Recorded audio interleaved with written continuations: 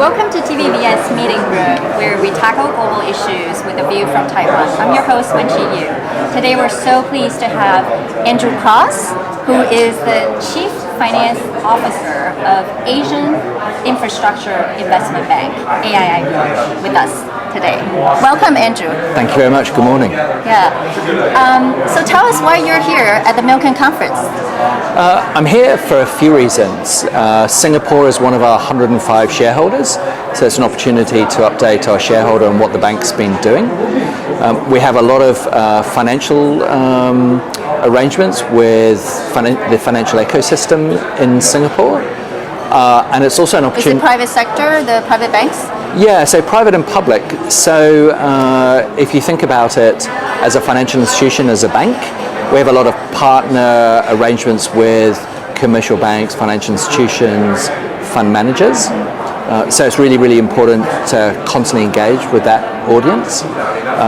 Then also the Milken Summit is such a well-established summit for being able to come and talk about what the bank's been doing.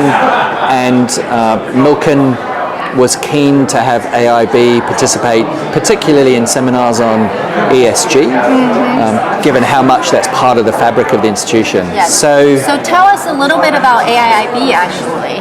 Sure. What has the bank been doing and what is the priorities right now?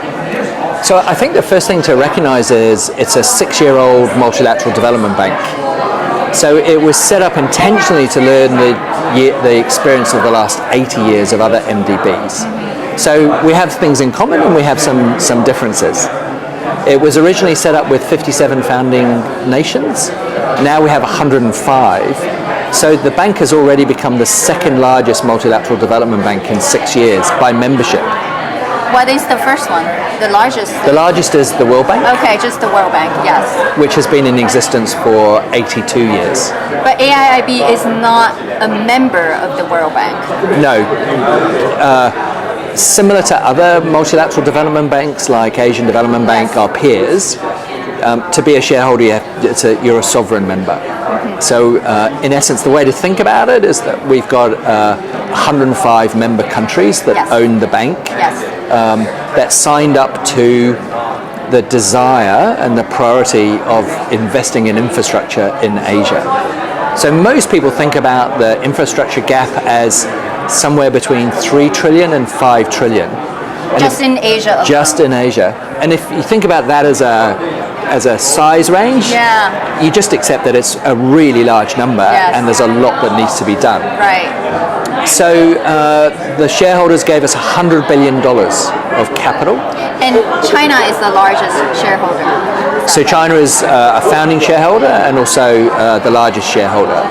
And then there's another 104, including India, Bangladesh, Singapore, Australia, New Zealand, and almost every member of the G7, G10, and G20 are a member of the AIIB. And so that, I still remember when AIIB was established, the United States was pondering whether they should join or not, and it became quite a political issue because, China. Do you think the U.S. should be a member of AIIB?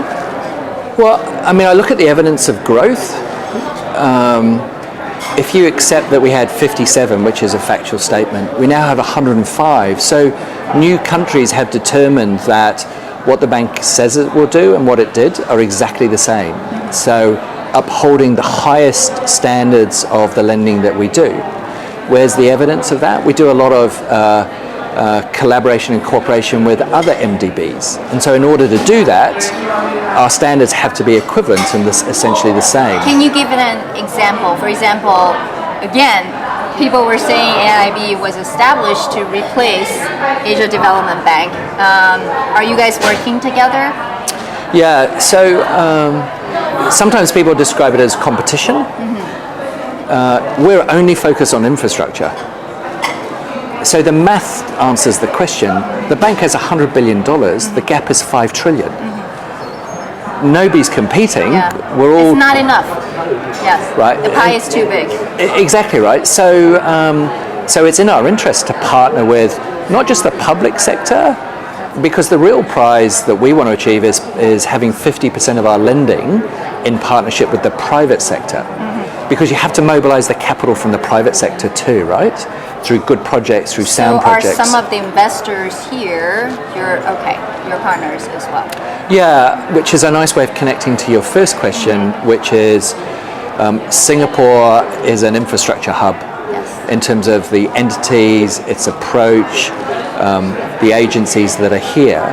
So you could well imagine that many of those we're either in partnership already, or we're working with them for project opportunities across Asia through the next generations. Because that's the thing to think about, to always recall, is that an MDB is built for generational investment, not for an economic cycle or an investment cycle. So, but we have to talk about economic cycle, especially since AIIB's lending is really focused on infrastructure, and there's a lot of China is the biggest shareholder. People have questions about the influence in terms of, financing for Belt and Road Initiative, and also the impact, right? We're seeing Bangladesh as an example that recently had a default, and potentially other countries too. So tell us the Belt and Road Initiative, and also are you worried about some of the sovereign debt? So if I come at that question, which is hugely appropriate in a variety of ways. So our largest country that we lend into, public and private, is India, right? So a piece of really important factual evidence for the viewers. The other thing to recognize is that across the 105 member sovereigns that I have, all of them have national policies. China has a national policy, which is Belt and Road Initiative, right? But every one of the other 104 shareholders equally have their own national policies. The role of AIIB is a multilateral development bank. So it's looking at infrastructure projects across Asia. Now, when you think of BRI, there is a focus as a policy initiative of the Chinese government around infrastructure. But there's no chop or stamp that this is a BRI project, right? But there's definitely the alignment, right? So I would say the way to think about it is overlap. So think about it this way. But it's not duplicative. It is more complementary. Yeah. So we may be investing in a renewables project in Central Asia. All right. That could equally be a project that some people might think is part of BRI, recognizing there is no standard or stamp around BRI. But equally, when we invest in the countries you mentioned, like Bangladesh, India, that might equally overlap with national priorities of that country. So that's the way to think about it. And if you just look at the project portfolio already, we've done 186 projects, 36 billion. Some of it is in China, but equally Bangladesh, Turkey, Pakistan, Sri Lanka, the Mekong, and so on and so on and so on. Right. And so are you worried? Sri Lanka recently had the issue. Given where the world is right now, inflation, energy crisis, what is the bank doing to actually support financing of some of the countries? Yeah, I missed that question. You're right to bring me back to it. So think about how a multilateral development bank is set up. We have AAA ratings, which tells you that we have this vast pool of equity for our balance sheet, and that we're built to be generational, which means not just one generation, but 3, 4, 5 generations, which means you have to have a really robust capital structure. Also, the investors, which are the shareholders, which are the countries, rightly expect you to be what's considered counter-cyclical. So as the market environment changes or the environment becomes less receptive to investment that some people would consider as right now. Like right now, that's the time that multilateral development banks lean in, do more. And so that's the counter-cyclical public good component of being an MDB, is that you will see us not just maintain our investment, but equally be looking for more investment because...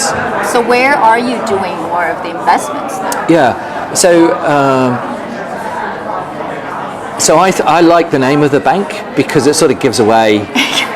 It's like difficult to confuse what we do, right? We only do infrastructure, but infrastructure is quite a broad pool of assets, right? So it's everything from hard infrastructure that people think about, like road, rail, wind farms, renewables, but it also includes soft infrastructure that people sometimes are less aware of, like data storage, data processing, smart cities. All right. So 85% of our investment going forward is expected to be in Asia. The 15% is investments that have a connection to Asia. And what we're helped by is the board agreed strategy in 2020 that runs for the next 10 years. So we know that we're looking at investing in the private sector, that we're investing in green, that we're investing in innovation, but again, all around infrastructure for a very clear direction of travel for the next 10 years. So how has the Ukraine-Russia war changed the bank's priorities or not? So it's worth recognizing that Ukraine is not a member. So Russia is a member, and so we have no investments in Ukraine because you have to be a shareholder, right? We have a $300 million equivalent loan into a company in Russia. So 300 million versus $100 billion. So in terms of credit exposure, very, very, very modest. The bank, and it's on the website, it's available to all of our shareholders, which essentially is the taxpayers of every country. The bank made a very clear announcement that we suspended business in Russia, and we also essentially suspended our pipeline. What if Russia comes to AIIB for some requests for help? So we will be very consistent with the announcement that we made. Got it. And you have obviously other 100 plus members as well, so they all have to be part of the decision making. Fascinating. Well, thank you so much for actually having a conversation with us and help us understand AIIB a little bit more. I think in the West in particular, there's a lot of suspicion of AIIB because of China's influence. But, thank you for clarifying and responding to some of the questions. And wish you best of luck flying back to Beijing.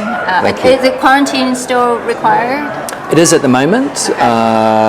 But the direction of quarantine has been less and less. Right. And I'm actually excited to be going back to Beijing. It's a city I grew up in New Zealand, but I find Beijing just...